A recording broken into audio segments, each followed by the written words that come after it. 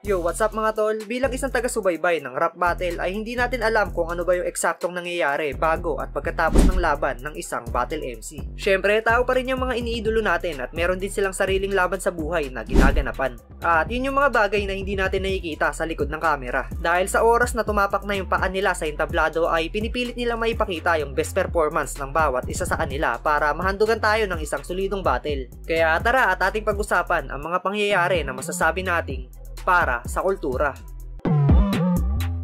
At para sa mas malinaw na eksplanasyon, ito yung mga kaganapan na may hindi inaasahang aberya sa isang MC bago yung mismong laban o yung event. Pero dahil sa pagmamahal nila sa kultura ay pinilit pa rin nilang sumampa sa entablado at panindigan ng kanilang obligasyon. Kahit pa meron silang iniinda o isipin na dinadala. At ang una sa ating listahan, si Emzite. Noong 2016, ilang araw bago maganap ang Ahon 7 event sa hindi inaasahang pangyayari ay nasunugan sila Emzite. Sobrang hot ko, pati bahay nyo sunog. Kung iisipin, napakalaking dagok nun, 'di ba? Dahil sabi nga ng karamihan ay manakawang ka na, wag ka lang masunugan. Pero kahit na ganoon ay sumampa pa rin siya sa entablado at itinuloy ang laban. Pinatunayan sa atin ni Emzite na isa siyang tunay na mandirigma, maparap battle man yan o tunay na buhay. Hindi man niya nakuha ang panalo sa naging laban nila ni EJ Power ay napabilib at napahanga naman niya si Sir Enigma sa dedikasyon na ipinakita niya. At hindi sa disclaimer o ano man, pero gusto ko lang magbigay ng special shoutouts kay Emzite. Nasunog lang yung bahay nila nung isang linggo lang. Kaya kumbaga nandito pa rin siya, binigay niya pa rin lahat at napakalaking bagay nun na hindi ko masasabi para sa ibang MCs na hindi naghahanda. Kaya malayong shoutouts kay Emzite. Mag-i tayo sa pa-best para sa kanya. Sunod, ang laban ni Looney kontra kay Shei. Bago maganap ang salpukan na to ay may malinis na record si Looney sa 1-on-1 battle na 4-0. At sa battle na to ay may dalawang resulta na pwedeng mangyari. Una, ang tsansa na makabawi ni Looney kay Shei sa pagkakatalo nila sa 2x2 tournament. Sa kabilang banda naman, ang pagkakataon ni Shei na mabigyan ng unang talo si Looney sa 1-on-1 battle. At sa pagtatapos ng laban, alam naman nating lahat kung ano ang naging resulta. Si Shei ang nag-uwi ng panalo. Pero kapansin-pansin na merong iniinda si Looney sa kanyang tagiliran at tila ba wala sa kondisyon na lumaro sa taas ng entablado. Kung ako sa'yo, umuwi ka na. Tapos na ako. Kung ako sa'yo, magpakamatay ka na lang. Mukha kang gago. Ang laki ng mata mo, mukhang kwago. Tapos na ako, masakit ang tagiliran ko, kaya kung masasabi ko lang sa'yo, ikaw na bro. At kinumpirma rin niya ito sa sumunod na laban niya kontra kay Badang na meron nga siyang iniindang sakit sa naging duelo nila ni Shei.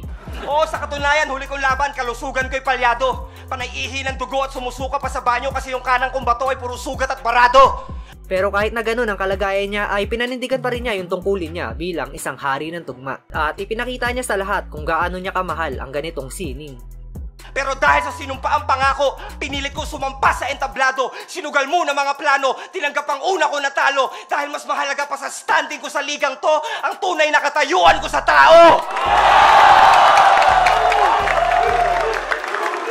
Pero bago tayo magpatuloy, alam nyo ba na bukod sa pagiging content creator at businessman ay kumikita rin ako sa pamamagitan ng investment trading? At dahil nga sa pagtitrade ko ay nabili ko ang mga gamit na kinakailangan ko bilang isang content creator. Tulad na lang ng PC, microphone at tablet. At ang malupit dito, kahit baguhan ka pa lang sa pagtitrade ay madali mo itong matututunan. Kaya kung interesado ka, narito ang Pocket Broker. Ituturo ko sa inyo mga tol ang 3 steps kung paano kumita ng instant $100 o katumbas ng mahigit 5,000 piso. Ang una nating gagawin mga tol ay click mo lang yung link na nasa description at nakapin sa comment section ng video na to para madirect ka sa website ni Pocket Broker. Sa paggawa ng account ay madali lang din. Click mo lang yung sign up. Pwede mo diyang gamitin yung email, Google at Facebook. At syempre, wag mo kalimutang ilagay ang promo code na 25LopezZZ para magkaroon ng bonus sa unang deposito mo. At kapag may account na kayo, ito ang unang makikita nyo, ang Pocket Broker dashboard. At base sa nakikita ko mga tol, kulay pula ang trend ngayon at sa tingin ko ay magtutuloy-tuloy pa ito pababa. Kaya naman, pindutin natin itong lower at antayin ang magiging resulta.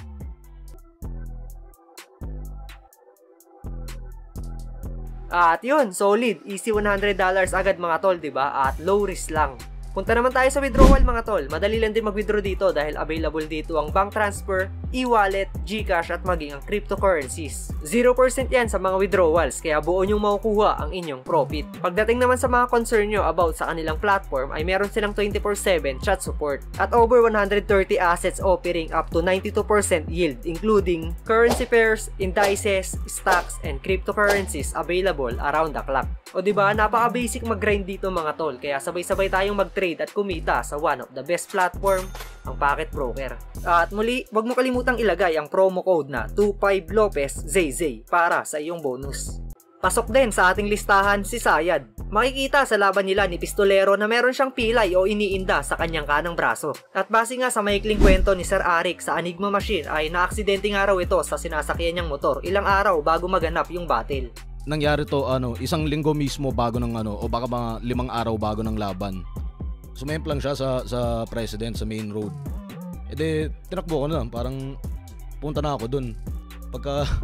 Pagkarating ko, putya, siya talagang wala sa sarili, hindi niya maalala, hindi niya kung ano nangyari. Sinabihan na nga rin siya ni Sir Enigma na kung sakaling hindi niya kaya o may malalang nangyari sa kanyang braso ay pwede namang ipagpaliban muna yung battle nila ni Pistolero. Pero si Sayed na mismo ang nagpumilit at sinabi na tuloy ang laban.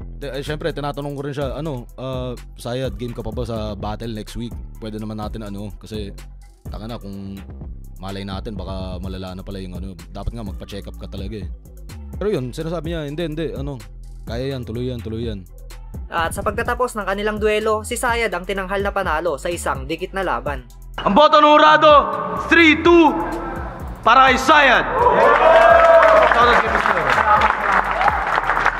Sa ika-10 taon ng Flip Top Rap Battle League ay ikinasa sa Flip Top Festival ang tapatang Sinyo Tipsy D kontra kina Jonas at Lipcram. Marami ang umaasa na magiging classic ang laban na to, pero sa hindi inaasahang pagkakataon ay hindi rin maganda ang lagay ni Sinyo nung araw na to. Kagaya ng kay Looney ay may iniinda rin sa tagiliran si Sinyo at nakaapekto ito sa kanilang kabuuhang performance. Hindi man naging maganda yung resulta ng kanilang pagtatanghal dahil sa ganong senaryo ay bigyang pansin pa rin natin yung effort ni Sinyo at Tipsy D at yung kagustuhan nila na mahainan tayo ng isang solidong laban. Sorry. At diba ikaw ay big fan ni Idol Rapi? Huwag mo nang itanggi, sir.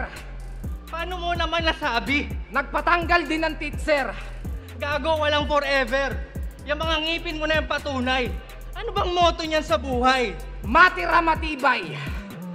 Ayun, siyempre pasensya ka Lipcram dahil hindi namin nabigay yung best namin. Siguro, babawi na kami sa mga susunod na battle at shoutout sa lahat ng mga pumunta ngayon dito at happy additing. At ang huli sa ating listahan, si Sir Enigma. Isang araw bago yung mismong event ng Vuelta Balentong 3 ay may hindi inaasahang kaganapan. Hindi natin alam yung eksaktong detalye pero kita naman sa itsura ni Sir Enigma na hindi maganda yung nangyari. Shoutouts nga pala sa mga kaaway ko kagabi. Kung tutuusin ay pwedeng ipahinga ni Sir Enigma yung sarili niya nung gabi na to at ipaubaya na lang muna sa ibang tao yung pagtayo sa gitna. Pero sa mga ganitong senaryo ay dito rin kasi lumilitaw yung kaibahan ni Sir Enigma sa lahat. Sa kabila ng mga sugat na iniinda niya ay pinilit pa rin niyang sumabay sa makasaysayang event. Pero syempre hindi lang sa topic na to dahil napakaraming sinakripisyo at inambag ni Sir Arik para sa kultura. Gusto kong magsalita. Gusto kong pasalamatan si Enigma sa kabila na nangyari kahapon sa kanya. Nandito pa rin siya tunay na sundalo. Ginawa niya, tinuloy niya to para sa atin lahat. Magingay kayo! Ang ng taon to, munti nga pa ako namatay ngayon taon. Pwede pa ako mamatay next year. Pero laban lang na laban. At yan nga ang mga pangyayari na pwede nating sabihin para sa kultura. Kayo mga tol, meron pa ba kayong naaalalang para sa kultura moments? Pwede nyo yan i-comment sa ibaba at babasahin nating lahat yan. At yun, hanggang dito na lang yung video natin ngayon. Muli, maraming salamat sa walang sawang pagsuporta.